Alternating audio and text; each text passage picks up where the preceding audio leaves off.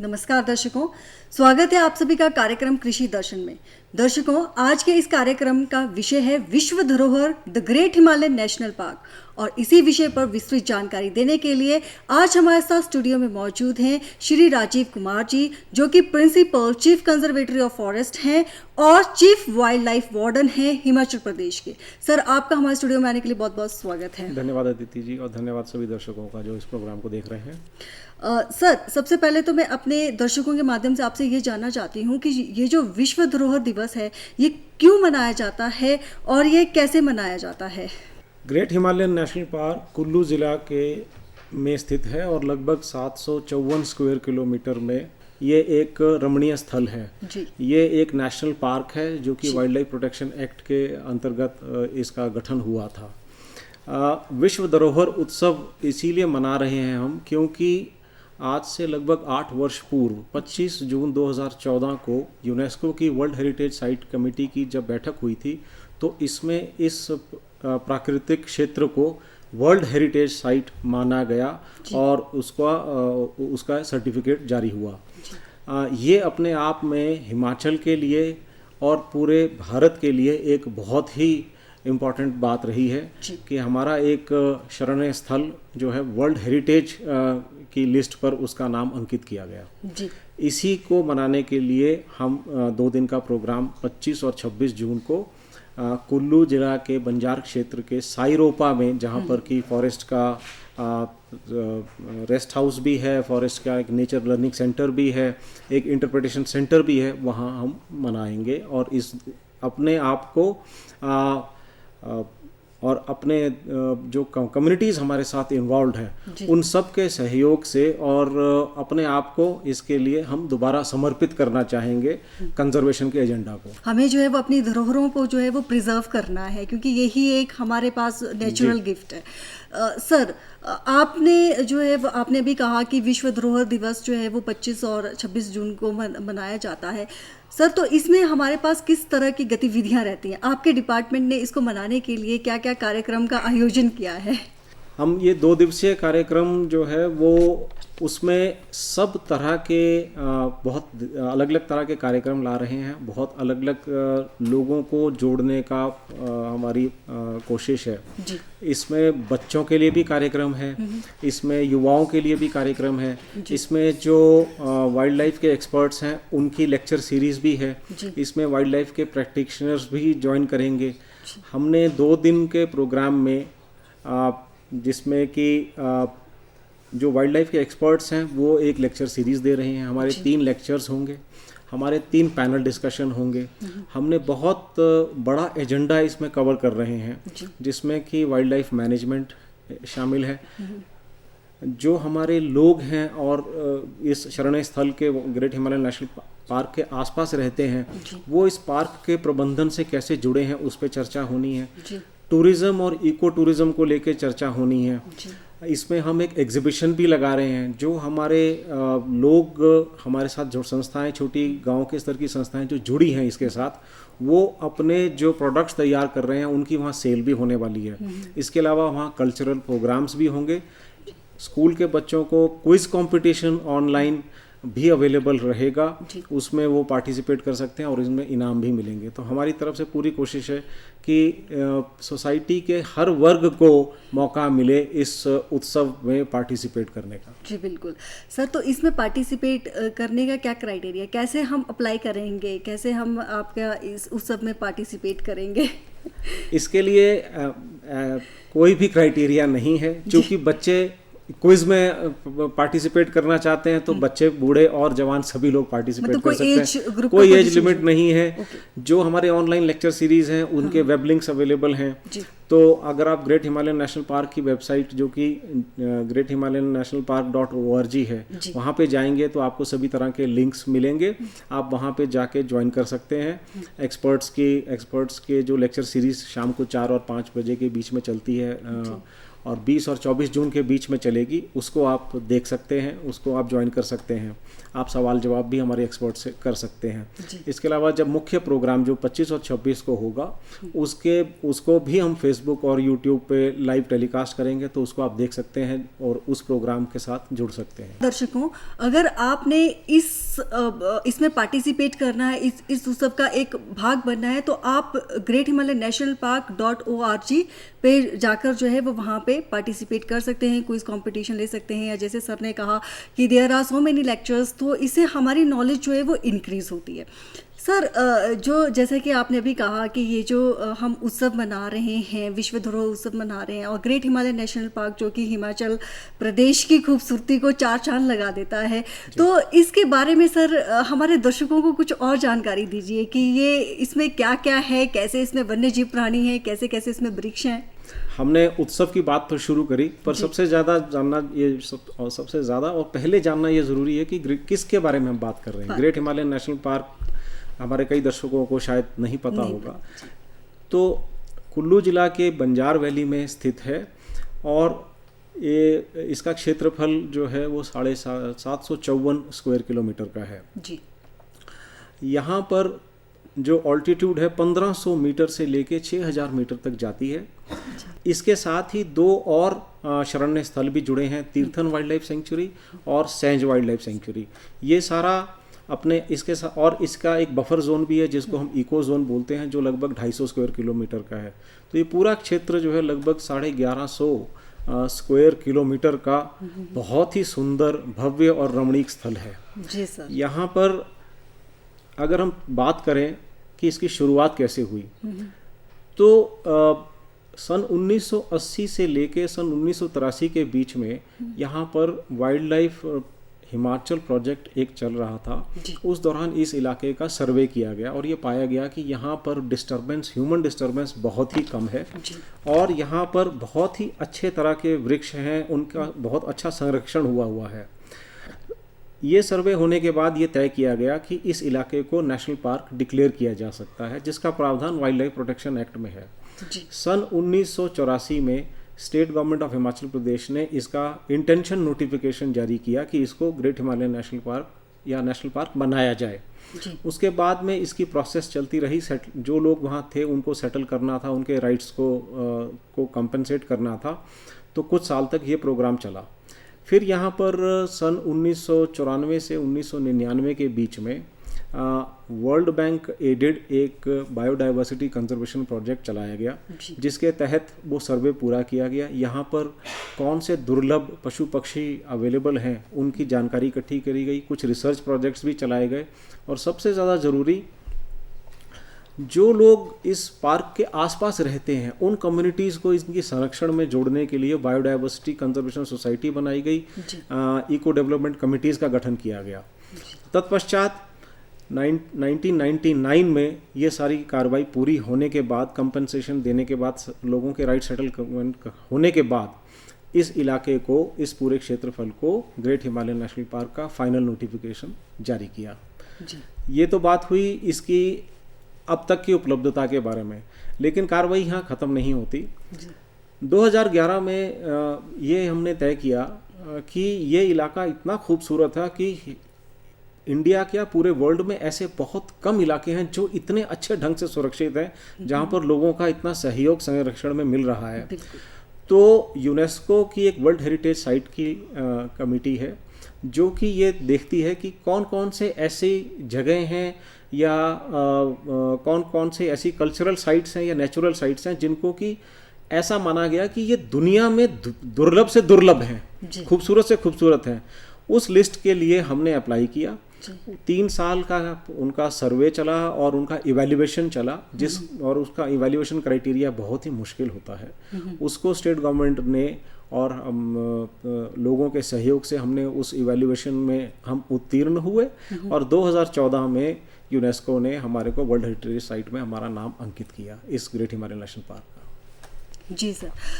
Sir, आपने अभी great Himalaya national park का अभी आपने जिक्र किया, और आइए दर्शकों देखते हैं इसके ग्रेट हिमालय नेशनल पार्क के एक छोटे सा feature. The Great Himalaya National Park Conservation Area is located in the northern Indian state of Himachal Pradesh, within the globally significant Western Himalayan temperate forests ecoregion. It is part of the Himalayan biodiversity hotspot.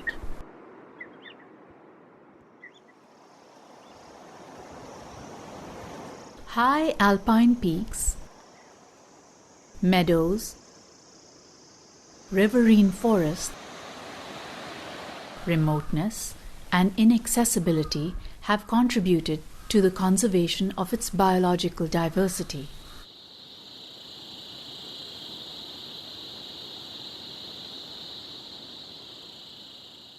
The 90,540 hectare area includes the glacial and snowmelt origins of the westerly flowing Jiwa Nal, Sanj, and Tirthan rivers, and the northwesterly flowing Parvati River, which are headwater tributaries to the Beas River and subsequently the Indus River. The area encompasses the catchment of water supplies vital to millions of downstream users.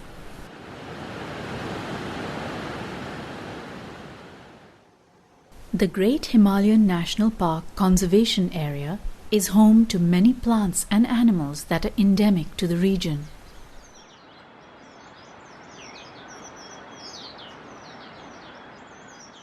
Distinct broadleaf and conifer forest types form a mosaic of habitats within the steep terrain.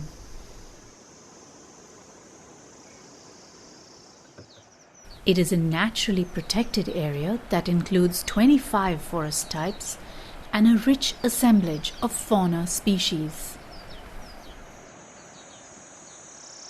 These habitats are critical to the continued survival of many threatened species of global concern. Among the larger mammals are the endangered snow leopard, the common leopard,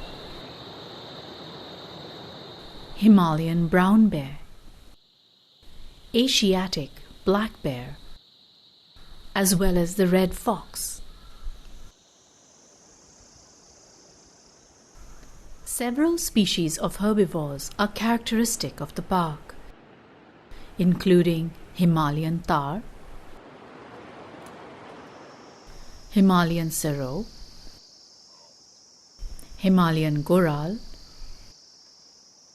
bharal or blue sheep, and the endangered Himalayan musk deer. The area is part of BirdLife International's Western Himalaya Endemic Bird Area, with over 200 species of birds. Great Himalaya national park में sir हमारे पास किस तरह के जो है वो जीव जंतु पाए जाते हैं, कैसे वहाँ का एनवायरनमेंट है, मतलब किस तरह से आपने उसको मेंटेन किया है? जी, मैं दर्शकों को ये बताना चाहूँगा कि ग्रेट हिमालयन नेशनल पार्क का जो धीरे से हमको ऊपर जाना है, 1500 मीटर से लेके 6000 मीटर तक की हाइट पर यह पार्क स्थित है। जी सर। ब्यास नदी की 4 मुख्य ट्रिब्यूटरीज यहाँ से उत्पन्न होती हैं, उनकी शुरुआत होती है। जीवा नाल, सैंज रिवर, तीर्थन रिवर और पार्वती रिवर, ये सब ब्यास नदी में मिलती हैं। ये सब ग्लेशियल फेड रिवर्स हैं। तो पूरा ग्लेशियल मार्क जो है, ग्लेशियल मास जो है वो इस पार्क में स्थित है। जी। अगर हम पशु पक्षियों की बात करें तो केवल हिमाचल में यही एक ऐसी जगह है जहाँ पर कि हमारे चारों जो सिंबल हैं हिमाचल के, यानी कि स्टेट ट्री जो कि देवदार है, स्टेट बर्ड हमारी जो जूजू राणा है या वेस्टर्न ट्रैगोपैन कहते हैं, तीसरा हमारा जो स्टेट फ्लावर है रोडोडेंड्रॉन, वो भी पिंक रोडोडेंड्रॉन, और फिर हमारा स्टेट एनिमल जो कि स्नो लेपर्ड। ये चारों एक ही पार्क में मिलते हैं। ऐसी कोई भी शरण स्थल हिमाचल में नहीं है जहाँ चारों इकट्ठे मिलते हों। यहाँ पर लगभग 31 तरह के मैमल पाए जाते हैं, जिसमें से कि जो बड़े मैमल हैं मुख्य, उसमें से भरल, घोरल, snow leopard, barking deer, serow जो कि बहुत ही एक्सक्लूसिव मैमल है, ये भी यहाँ देखा गया है। इसके अलावा यहाँ पे एशियाटिक ब्लैक बियर है, ब्राउन बियर है। तो ये यहाँ के बड़े जो हैं वो मैमल हैं। यहाँ पर जो सर्वे किया गया था उसमें पाया गया कि 209 किस्म की पक्षी यहाँ अवेलेबल है। अगर हम पेड़ पौधों की बात करें तो कुल 382 तरह के पेड़ पौधे, जिसमें कि फर्न्स भी हैं और बड़े पेड़ भी हैं, ये सारे यहाँ पाए गए हैं। और इतना ही नहीं, जो हिमाचल प्रदेश प्रसिद्ध है अपनी जड़ी बूटी के लिए, तो हिमाचल में जो जड़ी बूटी है लगभग 47 ऐसे पौधे पाए गए जो कि दुर्लभ हो गए हैं, कम हो गए हैं। उसमें से 37 जो हैं वो अवेलेबल हैं इस ग्रेट हिमालयन नेशनल पार्क में। तो ये भी हमें जानना होगा, मानना पड़ेगा कि जो हमारी आम जनता जो उस पार्क के आसपास रहती है, गांव में आसपास रहती है, उनका इतना अच्छा सहयोग इस पार्क के लिए रहा है कि यहाँ पर अब कोई सेटलमेंट नहीं है। यहाँ पर अब कोई भी अपने भेड़ बकरी लेके नहीं चराने जाता और यहाँ पर किसी भी तरह की ह्यूमन डिस्टरबेंस नहीं है, बल्कि ग्रेट हिमालयन नेशनल पार्क बन गया है एक सिंबल कि किस तरह से एक इलाके को कंजर्व किया जा सकता है। पशु पक्षियों का भी उतना ही हक है इस प्लेनेट पे जितना कि मनुष्यों का है। आई थिंक वहाँ के लोग जो है वो मोर अवेयर हैं टुवर्ड्स द एनवायरनमेंट, नेचुरल, कि हमें उसको प्रिजर्व करना है। बिल्कुल, ये दोनों तरह से है। हमने विभाग ने उनके साथ काम किया और उन्होंने विभाग के साथ काम किया। आज तीर्थन वैली में अगर आप जाइए या सैंज वैली में अगर आप जाइए तो आप जाएंगे कि वहाँ बहुत खूबसूरत होम स्टे बने हुए हैं, और बहुत ही लोग ट्रैकिंग भी करते हैं। मैं भी जब ग्रेट हिमालयन नेशनल पार्क जाता हूँ तो मुझे जगह जगह से दिल्ली, पटना, रांची के लोग वहाँ ट्रैकिंग करते हुए मिलते हैं, जो कि अपने आप में बहुत देख के बड़ा अच्छा भी लगता है। और उनसे जब बात करते हैं तो सभी लोग बहुत अच्छी अच्छी यादें वहाँ से लेके जाते हैं। तो it is a trekkers paradise, it is a living ecosystem जो कि लोगों को जागरूक कर रहा है, एजुकेट कर रहा है, सेंसिटाइज कर रहा है टुवर्ड्स वाइल्ड लाइफ कंजर्वेशन। जी सर, जैसे अभी आपने बोला कि वहाँ पे बहुत ज़्यादा ट्रैकर्स आते हैं, तो क्या सर उन ट्रैकर्स से वहाँ का एनवायरनमेंट जो है वो पॉल्यूट नहीं हो रहा, वहाँ पे कोई फ़र्क नहीं दिखाई दे रहा, मतलब दे आर अवेयर? हम अनरेगुलेटेड ट्रैकिंग जो है वो नहीं करवाते ग्रेट हिमालयन नेशनल पार्क में। सबसे पहले ग्रेट हिमालयन नेशनल पार्क के एंट्री पॉइंट्स हैं। एंट्री जहाँ पर भी एंट्री पॉइंट्स हैं वहाँ फॉरेस्ट के कैंपिंग स्टेशंस हैं, साथ में ही इंटरप्रिटेशन सेंटर बने हुए हैं। हम सब लोगों को ये कहते हैं कि पहले आप इंटरप्रिटेशन सेंटर में आइए, ये देखिए कि आप कहाँ जा रहे हैं, वहाँ आपको क्या चीज़ कंजर्व करनी है, क्या आप देखने जा रहे हैं, कितना आसान है ट्रैक या कितना मुश्किल ट्रैक है।